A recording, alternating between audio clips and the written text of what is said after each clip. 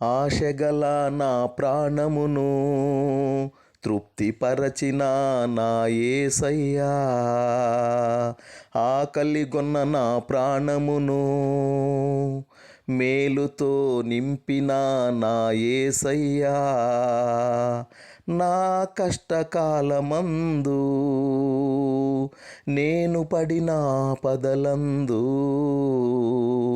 నా కష్టకాలమందు నేను పడిన పదలందు నీకు నేను మొరపెట్టగా నీ వాక్కును పంపి, నీకు నేను మొరపెట్టగా నీ వాక్కును పంపి నన్ను బాగు చేసితివి.